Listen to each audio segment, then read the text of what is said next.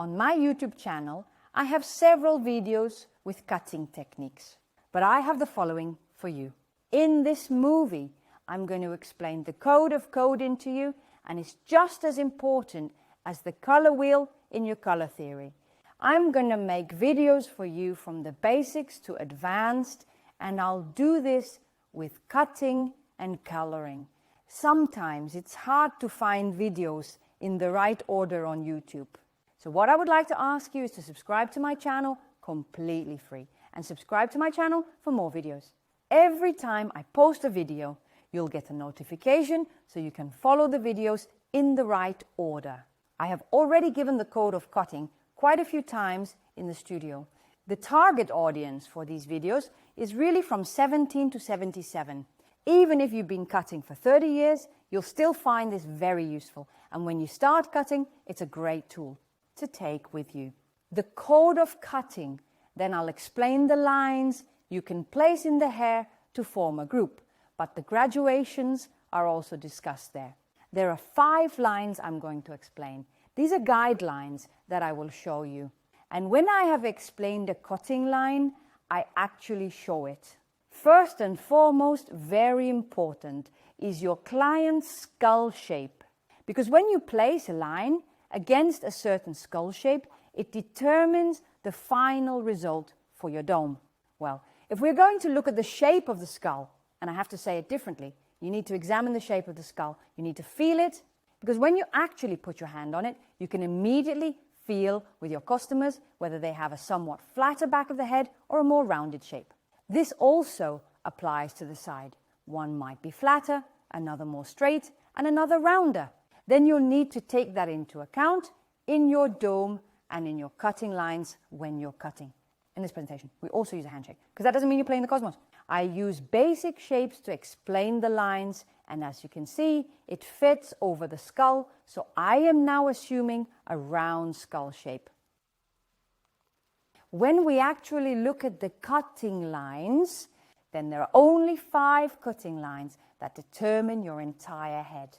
No matter which picture you find, they are made up of these 5 lines, or one of them or several. The first line we encounter is the horizontal line. When working with a horizontal line, all hairs move towards that line, creating thickness. It's also called a longitudinal line, but I think we all know the bob. If all the hairs are cut on one line, you have massiveness. But you can of course place that line somewhere else. You project all the hair downwards towards your horizontal line, cut all the hair off at that one line, and thus you create solidity. The next line we encounter is the vertical line. The vertical line removes a lot of weight, and that's how you create layers. So when I place my fingers very close to the head, then I'm removing a lot of weight, if it would be long, for example. And then I'm creating a lot of layers. But of course I can place that line further away, yet you're still creating layers and removing weight. I take a vertical pass and also place my fingers vertically, so completely straight. I do this with the palm-to-palm technique. That's the most comfortable way to cut for your body. Your palms are then facing each other. I create a lot of layers, removing a lot of weight. When we then look at the third line, the diagonal line, when you work with diagonal lines in hair, you're always creating a sense of softness. But as I also said right at the beginning, it does determine how you position it in relation to your customer's forest structure. I take a vertical parting, project the hair straight towards me, and place my fingers at a 45-degree angle. Using the palm-to-palm technique, I cut the hair, and this creates a sense of softness. The fourth line we come across is the convex, and when we look towards the convex, then you create a rounded line. You're also creating a lot of layers and removing a lot of weight. I project all hairs 90 degrees from the side of the head. So above the head, I project the hair straight up and cut a straight line. I take a bit of my guideline with me to my next pass, and now I'm doing 90 degrees out of the head again. This way, I create my convex, my rounded lines. I do one side first and then move on to the other side. I constantly maintain my 90 degrees. The head goes around, so I follow the curve of the head.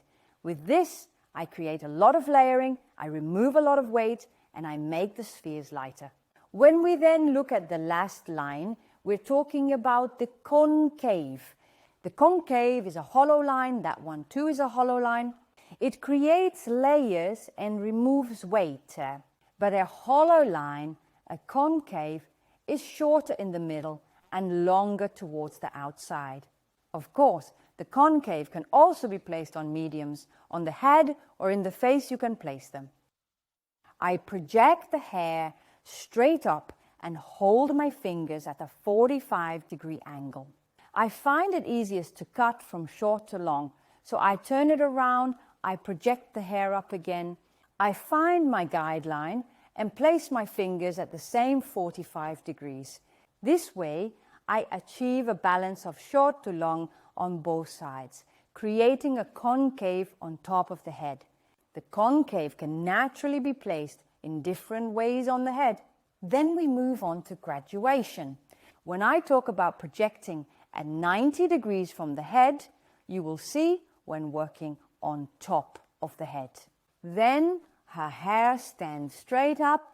However, on the other hand, when working on the side, you project it towards you, because then it is 90 degrees from the top. When it's said with a projection of 0 degrees, then the line is straight down. And when we talk about a 45-degree graduation, it sits exactly between your 0 and 90 degrees.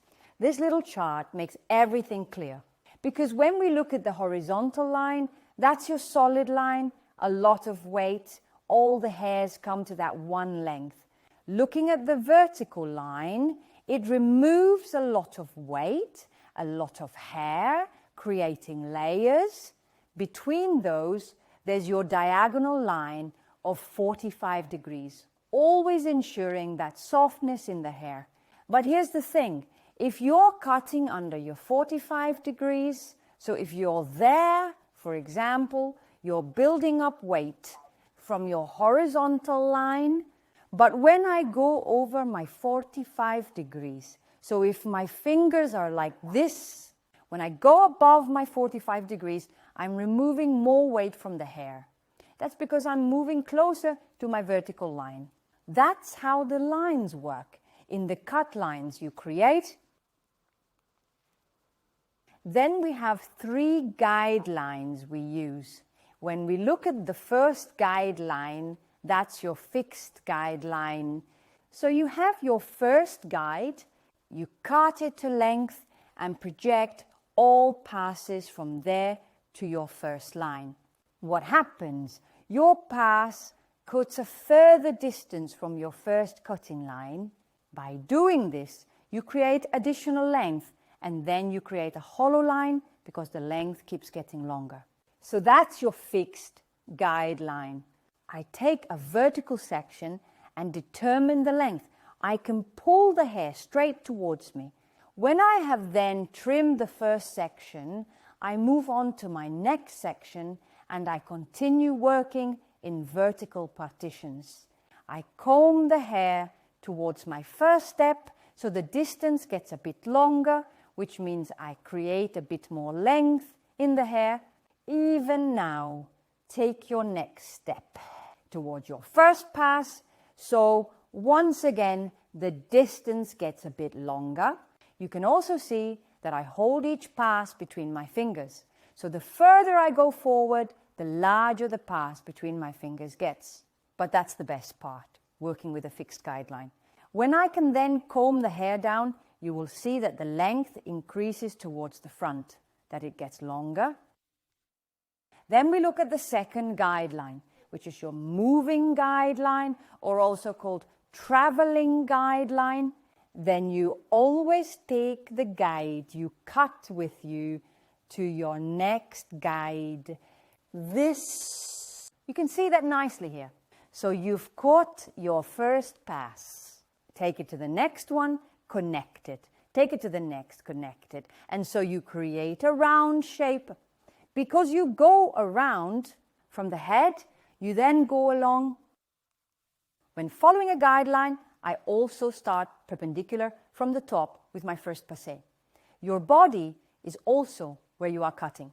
I am taking this passé with me to the next one. The passé I cut comes straight from the head. So I constantly take a step to the side with my body too, making sure I stand in front of it. So I'm certain I cut the hair perpendicular from the head. I take my previous passé with me every time. So in that way, I create a round line because I follow the curvature of the head. You see me now turning the chair because I want it to be as good as possible on camera, but normally in the salon, I constantly walk around the client. Because once I don't do that, you're adding extra length somewhere and then it's no longer a running guideline. Here it is again from the other side. I really take my past, I take it with me. I look at my guideline and align it well there. If you can't see your guideline, your past is too thick. So always work with fine passages too. Then the last guideline we have, which connects to the previous past. With this, you create a straight line over a square shape. What you do then is you cut your first pass, you cut your second pass, but you take it back with your foot to your first. So you don't take it with you, but you put it back, and the same goes for your third. You bring it back to your second. So each time you create a bit more length. And that creates a straight or square line in the hair. For your final line, take a pass, project straight from the head, comb towards you, and cut using the palm-to-palm technique. This goes straight out of the head. But your next section, on the other hand, you don't take your guideline with you, but you return it to your previous section. So every time you create a little bit of extra length, and with that, you create a square or straight line. Well, this is my first video about the graduation and the cutting lines and the guidelines. The next video I will post is facial forecast. So like I said, subscribe to my YouTube channel, completely free. Keep an eye out for my next alert, and then you can watch the next video.